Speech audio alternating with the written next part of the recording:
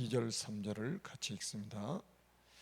사도행전 17장 2절 3절 하나님 말씀 같이 읽습니다. 바울이 자기의 관례대로 그들에게로 들어가서 새 안식일에 성경을 가지고 강론하며 뜻을 풀어 그리스도가 해를 받고 죽은 자 가운데서 다시 살아나야 할 것을 증언하고 이르되 내가 너에게 전하는 이 예수가 곧 그리스도라 하니. 바울이 마게도냐로 가서 이제 복음을 전하는데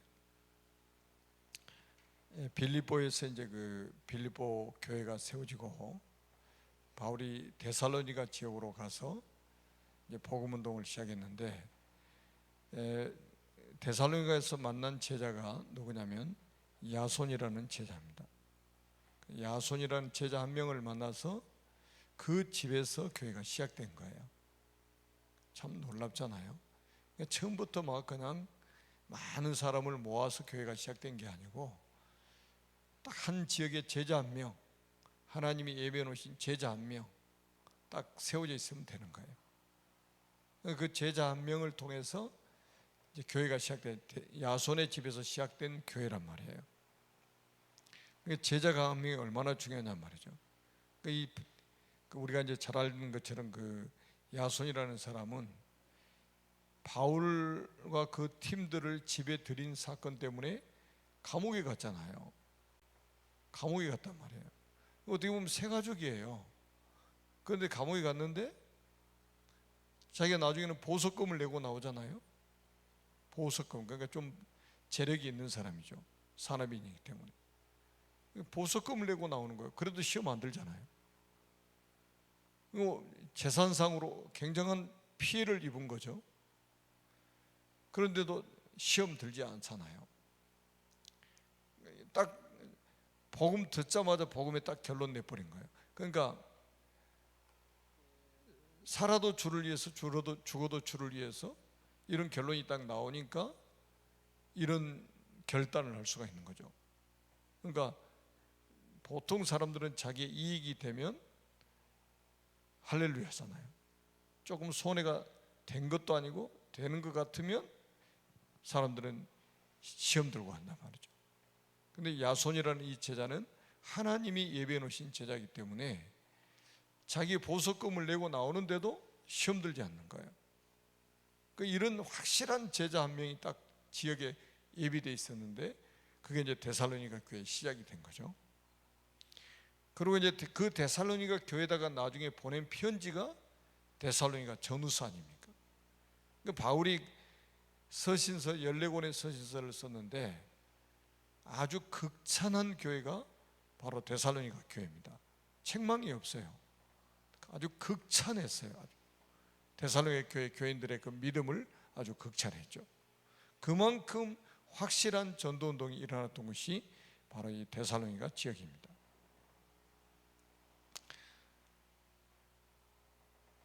자, 인류 역사상 가장 큰 사건이 있습니다.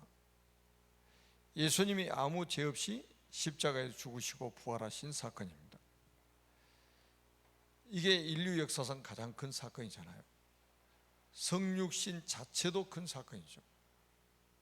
그런데 그분이 십자가의 죽으심으로 인해서 우리 인생 문제를 해결하셨다 이 말이죠. 세상의 방법과 완전히 다르잖아요. 죽으심으로 우리 인생 문제를 해결하셨다니까요. 그래서 우리가 역사가 이제 새롭게 시작되는 거죠. 역사가 BC와 AD로 이렇게 나눠진 거잖아요. 예수 그리스도의 오시기 전 역사, 오시고 난 후의 역사. 역사의 주인공이 그리스도라는 말이죠. 그리고 이제 십자가에 죽으시고 부활하신, 다 죽을 수는 있는데 부활은 아무나 할 수 없는 거죠.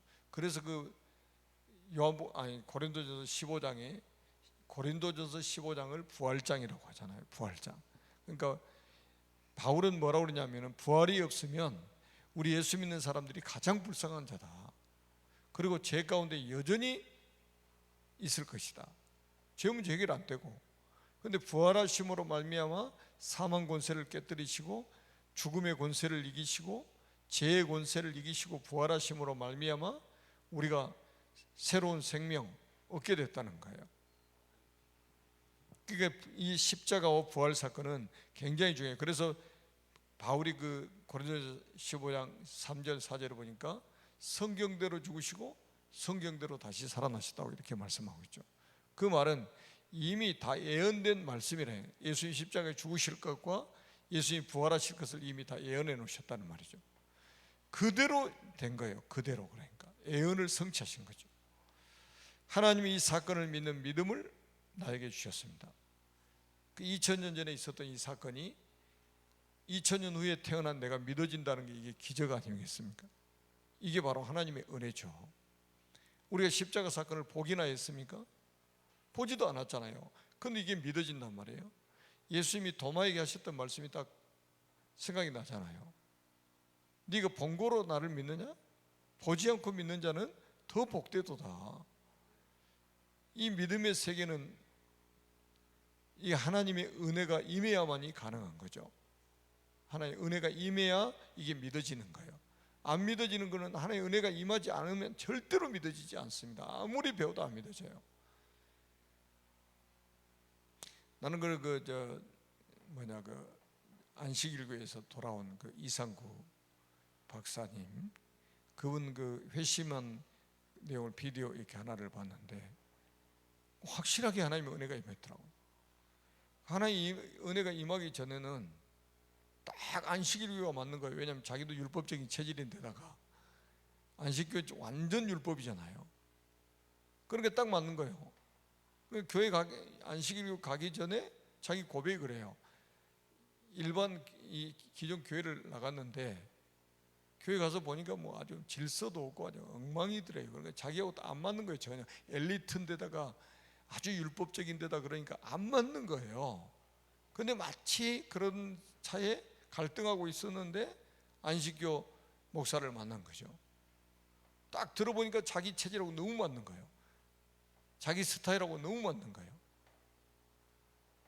그래서 거기에 이제 심취를 했는데 그게 맞는 줄 알고 지금 수십 년 동안 거기서 있었잖아요. 근데 나중에 하나님이 딱 눈을 열어주시는데 아, 이게 잘못됐구나. 그러니까 이분이 그러는 거예요.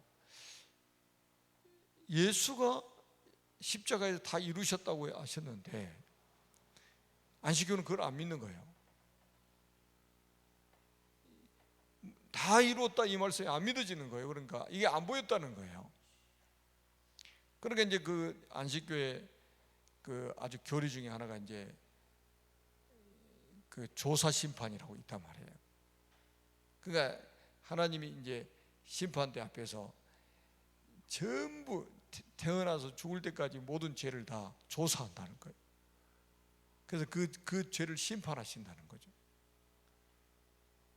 그러니까 예수님은 이미 다, 우리는 그렇잖아요. 우리가 해결할 수 없으니까 예수님이 십자가에 죽으셔가지고 그때 다 끝내버렸다. 다 이루었다. 다 해결했다. 근데 이게 안 보이고 안 믿어지는 거예요. 그러니까 바르게 살려고 몸부림을 치는 거예요. 왜? 조사 심판 당해야 되니까. 여러분 조사하면 우리 다 어떻게 되겠어요? 눈 빼고 뭐 이빨 다 빼고 뭐 하여튼 뭐 내장 다 꺼내고 뭐 죄 지을 때마다 하나씩 한다고 생각해 보세요. 누가 천국 갑니까? 하나님의 은혜가 어느 날 임한 거예요. 그러니까 그 십자가 사건이 믿어져 버리는 거예요. 그래서 구원받고 나중에 그 고백하는 거 보니까요, 아 진짜 이분이 하나님의 은혜를 받았구나. 그러니까 그리스도의 의만 있다는 거죠. 그리스도의 의로만 우리가 구원받을 수 있다. 이게 딱 이제 믿어진다는 거죠. 그렇게 중요한 거예요. 이 믿음은 전 세계 모든 인류를 구원할 복음이 되었습니다. 그 복음의 힘과 능력을 회복하고 누리게 하는 부활의 증거는 무엇일까요? 첫째, 부활의 증거. 십자가에 죽으시고 부활하신 예수님이 감람산에서 제자들에게 증거를 주셨습니다. 제자들은 절대 필요하신 그리스도와 하나님의 나라라는 절대의 답을 가지고 오직 성령과 증인이라는 절대 약속을 믿었습니다. 이들이 마가다락방에 모였을 때 성령의 역사를 체험했습니다. 이거 체험해야 되잖아요. 그러니까 예수 믿고도 이 성령, 하나님이 약속하신 성령 체험을 안 하니까 어떻게 해야 돼요? 여러분, 베드로는 이미 그 요한복음 1장에 보니까 전도 받을 때부터 안드레, 자기 형제 안드레에게 전도를 받았잖아요. 처음부터 예수가 그리스도 메시아라는 사실을 알고 따라간 거예요. 정확한 복음을 들은 거예요. 안드레가 그랬잖아요. 와보라, 우리가 메시아를 만났다. 번역하니까 그리스도라. 그래서 예수님께 왔잖아요. 예수가 그리스도라는 사실을 알고 왔잖아요. 그래서 예수님이 그랬잖아요. 네가 지금은 시몬인데 장차 네 이름을 개발하리라, 베드로라 하리라. 그리고 신앙 고백했던 사람이 누굽니까? 베드로 아닙니까? 그러니까 확실하게 구원받은 사람이에요. 그런데 예수님이 십자가에 죽으시고 부활 사건을 통해 영광을 받으시고 나야 보혜사가 오시잖아요. 약속하신 보혜사가. 그 전에는 뭐예요? 베드로 얼마나 비겁합니까? 그 계집아이 하나 앞에서 말이죠, 예수님 부인하고 저주하고 맹세하고 예수님을 떠나가잖아요. 그게 성령 받기 전에 베드로의 모습인 거예요. 그런데 그 보혜사 성령을 약속하셨는데 마가다락방에서 성령 받고 나서 베드로 한번 보세요. 사도행전 5장 4장에 보니까 법정에서 베드로 한 고백을 한번 보시라니까요. 만약에 예수가 그리스도라고 고백하면 죽을 수 있는 그 자리예요. 종교법정이기 때문에. 그런데도 아주 담대하게 이야기하잖아요. 다른 이로서는 구원을 받을 수 없나니 천하 인간의 구원받을 다른 이름을 우리에게 주신 일이 없다. 그리고 나중에 쭉 가서 이제 사도행전 12장에 보니까 그 다음날 사형인데 얼마나 잠을 쿨쿨 자고 있습니까? 잠을 너무 깊이 자가지고 천사가 옆구리 찔러서 깨우잖아요. 다음날 죽는데 말이죠. 다음날 사형인데 잠이 옵니까? 근데 성령 충만하니까 너무나도 평안하게 깊이 잠들어 있는 거예요. 이 성령 받기 전과 성령 받고 나서의 그 차이죠. 그러니까 지금도 예수를 믿는데 하나님의 영으로 우리가 충만함 받지 못하면 사람 비겁하게 사는 거예요. 인본주의 있으면 살 수밖에 없는 거죠. 그래서 이제 이 말씀이 굉장히 중요한 거예요. 우리가 이제 그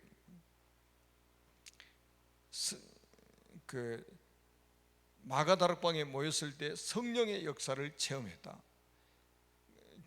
주일날 우리 강단에서도 약속했잖아요. 보혜사 성령을 보내겠다고 약속을 했고 이미 그 보혜사 성령이 오셨고 지금도 믿는 자 속에 역사를 하고 계시잖아요. 그러니까 그 성령을 받으라 있는 거죠, 우리에게.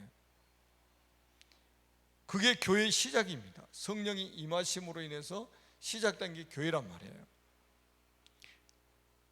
자, 교회가 시작되고 부활의 능력이 증거로 나타나기 시작한 것입니다. 자, 두 번째, 부활의 증인입니다. 예수님의 부활과 그 능력을 체험한 증인들이 마게도냐 해당으로 들어갔습니다. 예수만 그리스도이신 이유와 예수님이 부활하실 수밖에 없는 이유를 증명하는 현장의 증인이 되었습니다. 그래서 성령 충만 받고 나니까 예수만이 그리스도다. 그리고 예수님이 부활하실 수밖에 없는 이유를 증명하는 현장의 증인이 되었다. 우리 현장의 증인이 될 수밖에 없잖아요. 부활하신 주님이 지금도 성령으로 역사하심을 그들은 증언하고 생생히 체험했습니다. 그래서 우리가 하나님께 집중해야 될 이유는 하나님의 영, 그러니까 우리가 기도해야 될 이유 뭡니까? 하나님의 영에 감동된 사람이 되어야 되잖아요. 하나님의 영이 그냥 감동 정도가 아니라 하나님의 영의 충만함을 받아야 된다 이 말이에요. 성령을 받지 않고는 증인이 될 수가 없는 거예요. 내 신앙 유지하기도 힘든데 누구한테 가서 말합니까? 그러니까 크리스찬들이 현장에 가면 크리스찬이 아닌 거예요. 신분은 긴데 지금 그 말의 뜻은 뭐냐? 현장의 증인으로 서지를 못한다는 거예요. 어떤 사람 부끄러워서 말도 못하는 거예요.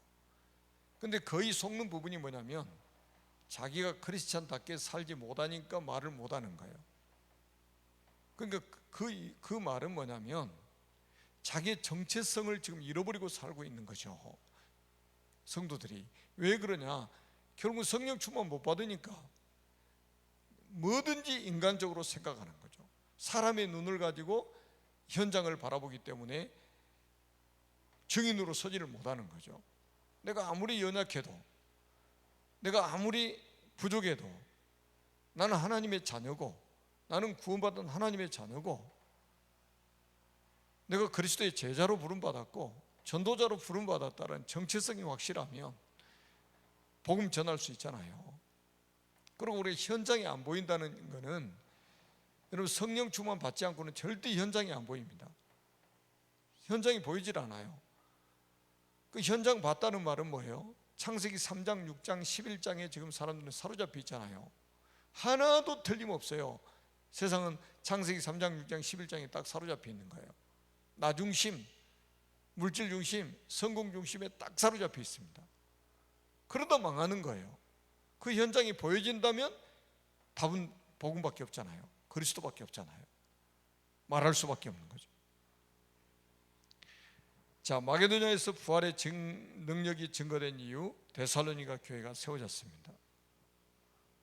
바울이 사도행전 17장에 십자가에 죽으시고 부활하신 그리스도, 예수가 그리스도여야만 되는 당위성을 선포했는데, 거기서 데살로니가 교회가 시작됐단 말이에요. 데살로니가 교회가 시작됐습니다. 이 데살로니가 교회가 시작된데 나중에 보세요. 이들은 뭡니까? 아주 색깔이 굉장히 단순하고 깨끗했죠. 믿음, 소망, 사랑입니다. 그러니까 믿음이 있으니까 역사가 일어나고, 사랑하니까 수고할 수 있고, 소망이 있으니까 인내할 수 있었다 이거예요. 그러니까 믿음의 색깔이 너무 단순하고 깨끗한 거죠. 그러니까 복음이 제대로 들어가니까 이렇게 된 거예요. 복음이 제대로 선포되니까, 성령의 능력이 그들에게 임하니까 믿음이, 또 소망이, 사랑이, 이게 딱 그들의 신앙의 색깔이 된 거죠. 그리고 또 뭡니까? 5절에 보니까, 1장 5절에 보니까 능력과 성령과 큰 확신을 삶에서 누리며, 삶이 이렇게 됐다. 능력이 나타나고 성령의 역사가 일어나고 큰 확신 가지게 됐다는 거죠. 그리고 항상 기뻐하고 기도하며 감사하는 언약의 여정을 걸어갔습니다. 부활의 능력과 역사는 지금도 계속되고 있습니다. 그 초대교회가 어떤 상황입니까? 로마가 지금 로마의 속국이 돼가지고 얼마나 어려운 상황입니까 지금. 그런데 이 사람들은 보세요, 전 세계로 막 흩어져 가지고 복음운동을 하고 자기 믿음을 지킨다는 게 지금 우리가 말하는 이런 시대가 아니잖아요 지금. 그러니까 그 핍박 속에서도 이런 믿음을 지켰던 것은 하나님의 진짜 은혜죠. 하나님의 은혜가 있기 때문에 가능했던 거죠. 부활의 능력과 역사는 지금도 계속되고 있습니다. 2000년이 지난 지금도 계속되고 있는 이유가 뭡니까? 예수님이 부활하셨기 때문에 가능한 거예요. 그리고 약속대로 성령께서 오셨기 때문에 가능한 거죠. 2000년 전에 십자가에서 완성하신 그 구원의 비밀을 가지고, 그 축복을 가지고 부활하신 주님이 성령으로 지금 역사를 하고 계시는 거예요. 그러니까 가능한 거죠. 앞으로 주님 오실 때까지 이 역사는 계속되어져 갑니다. 하나님은 나를 지금 이 현장의 증인으로 세우셨습니다. 그러니까 내가 아니고 내 안에 계신 성령, 내가 아니고 내 안에 계신 그리스도께서 하실 거라 이 말이죠. 마태복음 24장 14절이 성취되는 그 과정 속에 하나님 나를 부르셨다는 거죠. 자, 우리 언약 기도입니다. 오직 그리스도의 언약을 잡고 부활신앙의 증인으로 세우심에 감사합니다. 순간의 일에 흔들리지 않고 부활의 능력을 누리고 증거하게 하옵소서. 예수 그리스도의 이름으로 기도합니다. 아멘.